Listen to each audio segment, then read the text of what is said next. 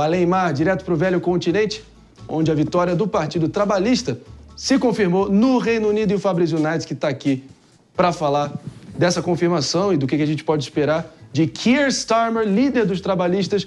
Já se encontrou, inclusive, com o Rei Charles, pelo visto. Confere? Confere, André. Bom dia pra você, pessoal. Aqui o Mano fazia tempo que eu encontrava com ele, tá mais magro. Você tava de férias antes. E você também, né? Então, agora a gente está aqui de volta. É o seguinte, André, o processo para alguém se tornar primeiro-ministro lá no Reino Unido, obrigatoriamente, o candidato precisa se encontrar com o Rei Charles.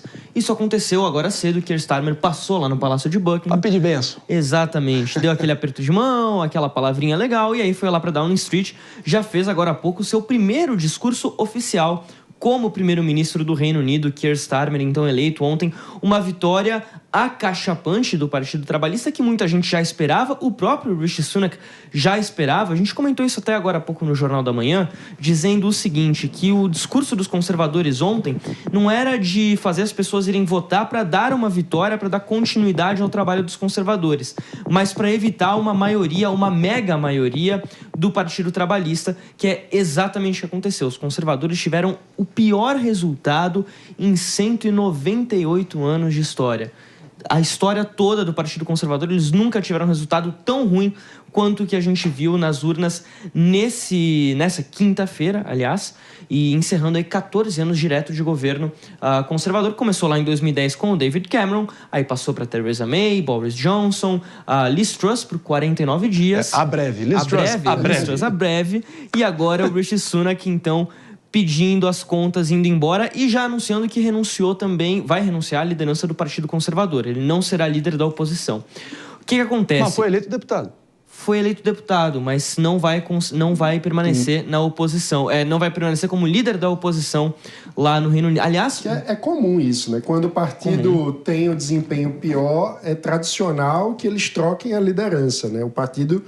Diferentemente do que acontece no Brasil, o partido faz uma autocrítica, diz a mensagem do eleitor é que nós não estamos no rumo certo, precisamos nos renovar. Então a liderança do partido é transformada, que a gente nunca vê no Brasil, né? O partido leva um cacete na urna e continua com o mesmo presidente eternamente. Não poderia concordar mais, mano. Só trazendo aqui um componente, acho que a situação dos conservadores, 14 anos no poder, talvez, e lembrando, o fato político mais relevante das últimas décadas no Reino Unido foi o Brexit, a saída da União Europeia.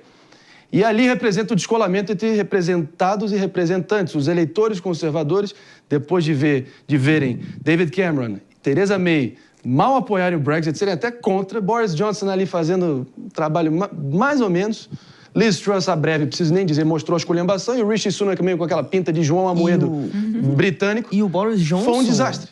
O Boris Johnson tem o Partygate, que foram as festas organizadas pelo governo durante a pandemia em pleno lockdown. Não, tabloide na veia. Tabloide 100%. No país, os tabloides, isso é um crime, assim, inafiançável, né, digamos. E a maior... Acho que é o melhor resultado numa geração para os trabalhistas que estavam fora do poder desde o Gordon Brown. Desde o Gordon Brown, exatamente. Isso. O Gordon Brown que sucedeu o Tony Blair, que teve 3 mandatos. O Gordon Brown entrou, ficou por 3 anos e acabou também saindo.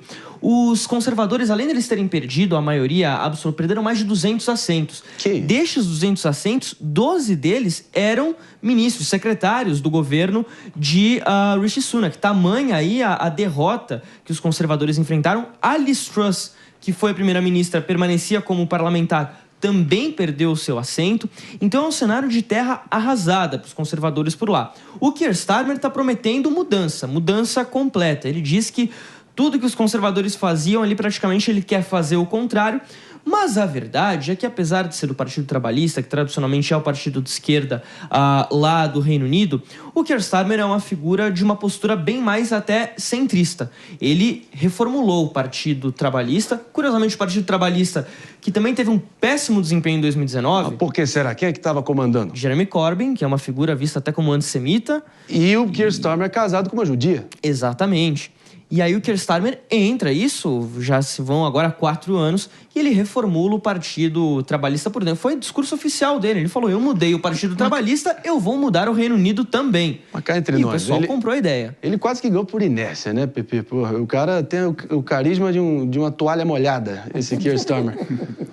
Não, ele é considerado um cara chato, né? Eu tava até vendo uma matéria do The Economist sobre o Keir Starmer, né? É engraçado que a vida dele anterior a ele virar político é muito mais interessante, né?